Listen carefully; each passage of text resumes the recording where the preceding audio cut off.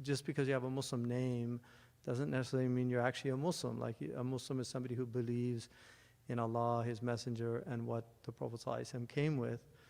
And if you reject anything, what's known as ma'lum min ad-din daruratan. Darura here means badihatan. In other words, it's something that everybody should know.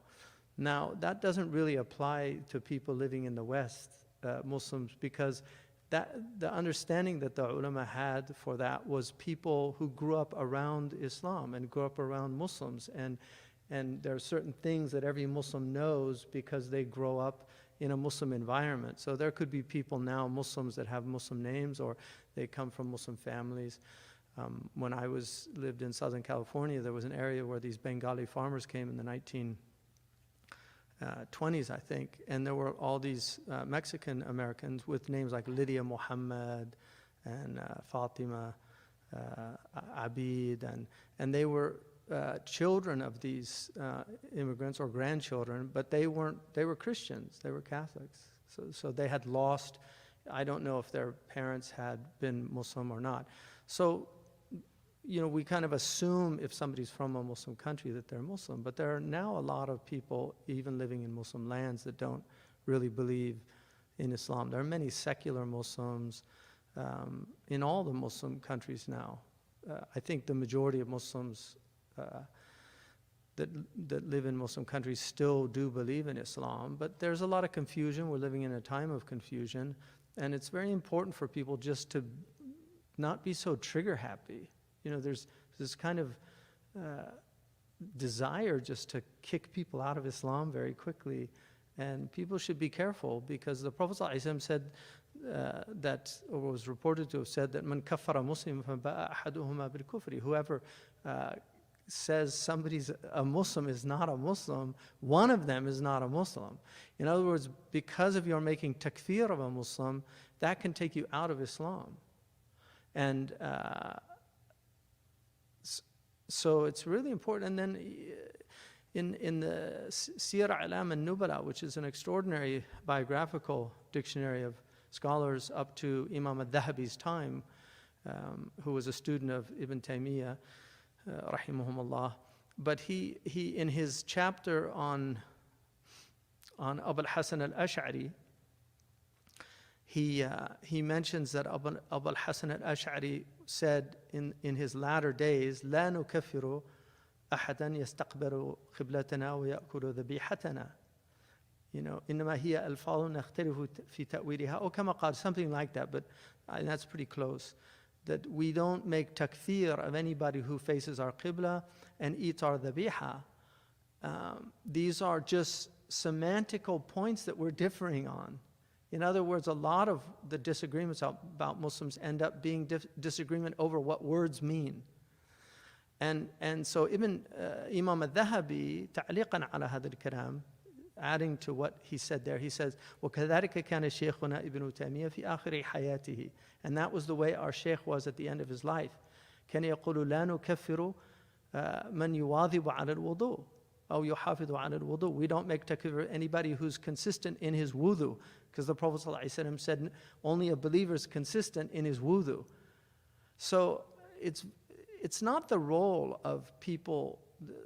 Takfir is excommunication is a process, a judicial process in the traditional books of fiqh, and but this idea of just making takfir of people is very dangerous. And so to use a clip of mine to indicate somehow that I was meaning somebody who was in Scotland. There's a man apparently has the same name as I do. I think he spells it slightly different from me. So I got all these congratulations when he won the first minister of Scotland. But I think people should be very careful. In our deen, one of the creeds that some of you study here, woman li ma'luman woman لمعلوم ضرورة جحد من ديننا يقتر كفرا ليس حد ومثل هذا من نفى لمجمعيه أو استباحة كالزنا فلتسمعي. That's Imam al-Laqani, been taught for 400 years in Al-Azhar. He says whoever rejects what's ma'loom, daruratan, badihatan. So if you reject something known by everybody, by all Muslims, like you say prayer is not an obligation or something like that. So he's saying that that is kufr. It's kufr. And so the hukm of ridda goes under that person of apostasy. And then he says, or something like that, if somebody negates mujma'ali, like something that's mujma'ali. There's no khilaf about it. So if there was a khilaf, then you have to be very careful. Now, there are many traditions in our tradition. وفي المعاريض لممدوحة عن الكذب. This is something the fuqaha talk about, the idea of ta'reed. Like, when you say something, you can be sarih, which is there's no ambiguity, it's unequivocal, and you're just very clear on what you say. Or the Arabs were very, very good at saying things and meaning something else, or saying things in a way that the person hearing it thinks something, but you actually intend something else. So if somebody, for instance, asked a politician, do you think, same-sex marriage is a sin? And that politician says, no, I don't think it is. Well, you would have to ask, if he's a Muslim, you would have to ask him, did you mean for Muslims or for non-Muslims? Because there's an opinion, and this is called al-mukhatabun bil-furu', and this is mentioned again in the books of usul. Al-mukhatabun bil-furu', are people outside of Islam, are they responsible for the details of the Sharia or only for the usul of the Sharia?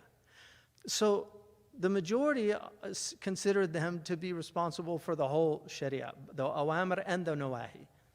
But there are many scholars, and some of them, the majority, like for instance, many of the Hanafi scholars, some of the really strong Maliki, it's a strong opinion, it's not the dominant opinion, but it is a strong opinion in the Maliki madhab, that they're not responsible, muttaqan. In other words, for the awamir and nawahi. Some say they're responsible for the prohibitions, but not for the commandments. And their proof is that if a non-Muslim prays, he doesn't get the reward of the prayer. If he fasts, like if a non-Muslim fasts Ramadan, they might get some benefits from the intermittent fasting, health benefits, but they don't, it's not rewarded according to our tradition. They're not rewarded for fasting because they didn't.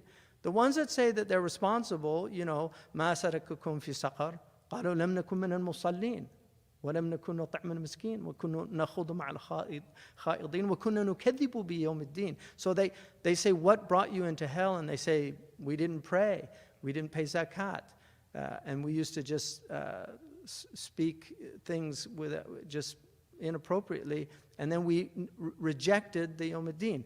So that's the proof that they use for being responsible. So this is a khilaf, and it's a valid khilaf. So there is a hadith, the Prophet ﷺ said, "Dunya sijin al-mu'min wa jannatul kafir." The dunya is a prison for the mu'min because he is held to account for the furu' of Sharia. So he can't do things, he might even want to do them. Some people might want to drink, but they don't drink because the Sharia says you can't drink. But for the person who's outside of the faith of Islam, this is their paradise according to that tradition. And so that's the idea that they're not really responsible for the furu', they're only responsible for the usul, meaning La ilaha illallah Muhammad Rasulullah.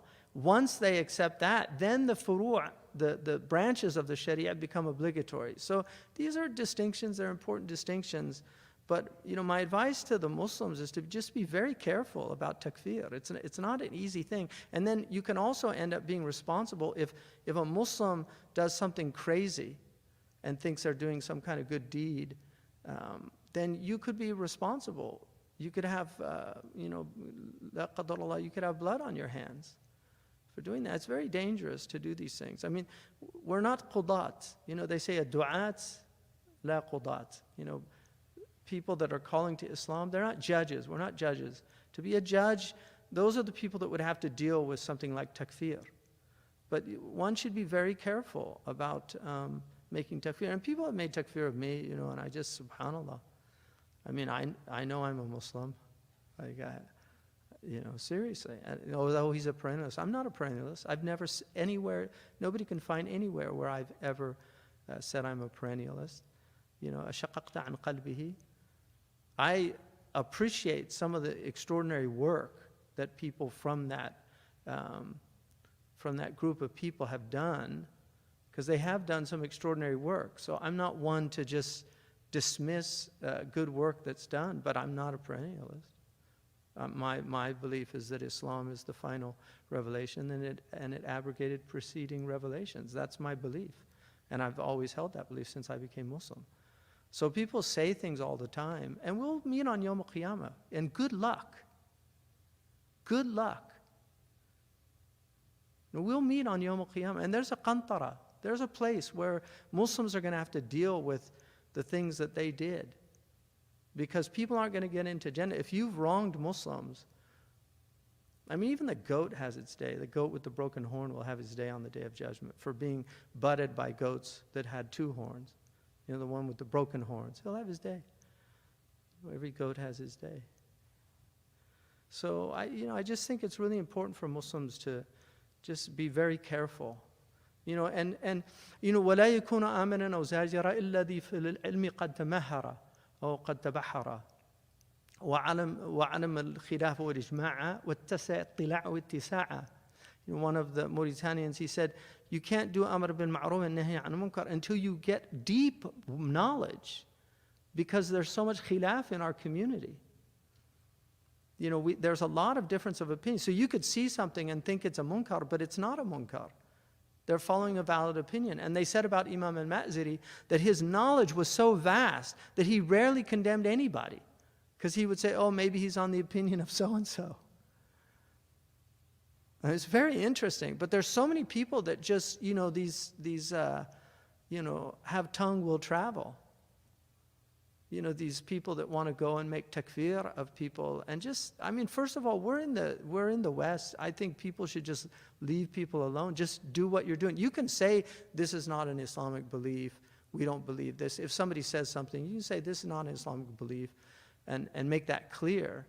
But I think people should be very careful with their deen. Don't throw your deen away for some YouTube likes.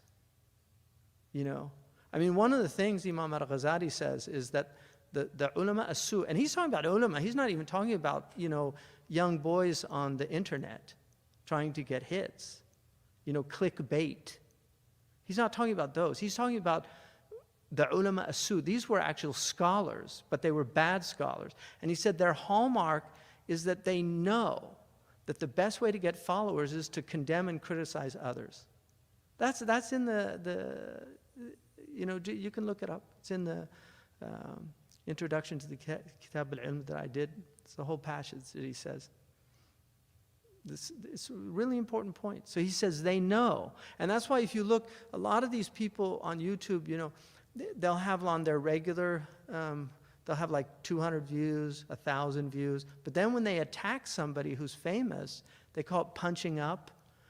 Suddenly it's got 10,000 views or 15,000 views. So they know this is a quick way to get people to go to your channel, because fitna's great. Everybody loves fitna, right? Everybody loves fitna.